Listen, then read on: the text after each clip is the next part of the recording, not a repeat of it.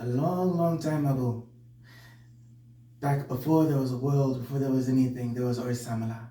And Orisamala kept everything in balance. And he had an attendant, Atunda. But Atunda one day got really annoyed with him, and so he dropped a boulder on his head.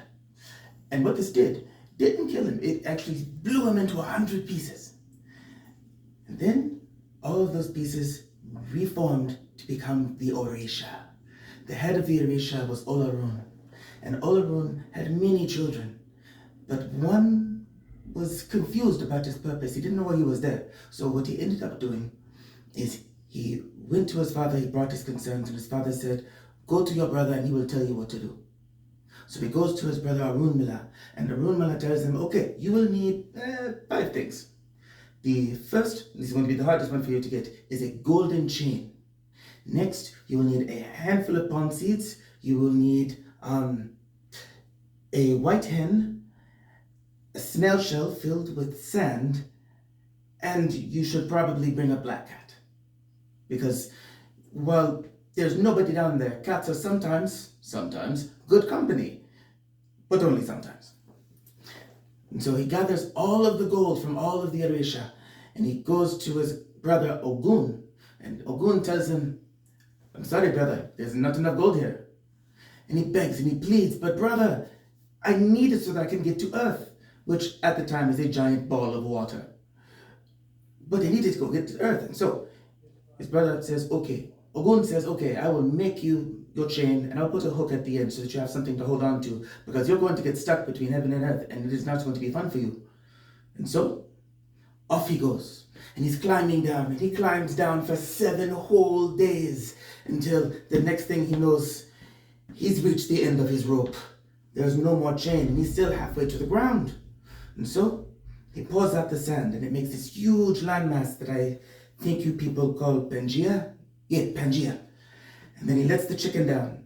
And the chicken had a problem because, well, cloud stuff in the Sky Kingdom, it's really soft, it's kind of fluffy, got a good spring to it, and sand is the exact opposite of all of that. And so he freaks out and he starts flinging sand here and there and scratching the ground, which ended up making the rivers, and flick a bunch of it up into a giant mountain so that Obatala could get down. And so Obatala comes down off the chain and he starts planting seeds. And as he plants the seeds, they spring up into huge palm trees, which we could get juice from. And so he would drink his juice, he'd eat some eggs, and hang out with his cat. But the problem is it was too dark to see the black cat in the night. And so he asks his father, Father, we need some light down here, or maybe something to keep us warm. And so his father reaches out into the void and pushes all of the gas that he can find into a huge ball and snaps his fingers to light it. And then he spins it and spins the earth, and it's been spinning around to this day. And thus we had the sun, and he looked at the kingdom that he had made, and he called it Ife, the land that splits the waters. And so he spent his time here for the next weeks, maybe months, but he got really lonely, he missed his siblings, and one day he looks into a pond, he sees his reflection, and he gets an idea. He digs his fingers into the earth, and he pulls up large mounds of earth, and he starts making porcelain people, little first small clay figures, then big clay figures, then people that look like him. And he starts making these things, all the while drinking his palm juice. But the problem is, what happens when you leave palm juice out for too long?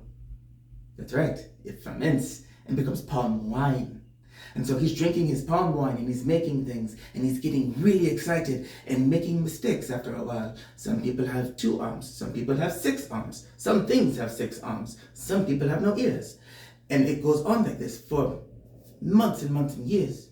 And then, after being drunk for this entire time, realizes, hey, I should have my father breathe life into this. And so he yells out to Olaron, Olaron, you're the only one who can bring life to my creations. Please help me, Father. And so his father takes a deep breath. Everybody take a deep breath. And breathes life into his creations. Now, here's the problem. Have you ever had a really good idea when you were drunk, and then you woke up the next day and realized it wasn't a good idea? That is what happened here. Obatala becomes sober, and then he realizes what he has made. And while the people are interesting, they are not as strong or as perfect as he wanted them to be. And then he also made some really interesting creatures. Some of them are scarier than others. The really weird ones he ended up putting either at the bottom of the ocean or in Australia. And according to the Yoruba people, that is how the world was made.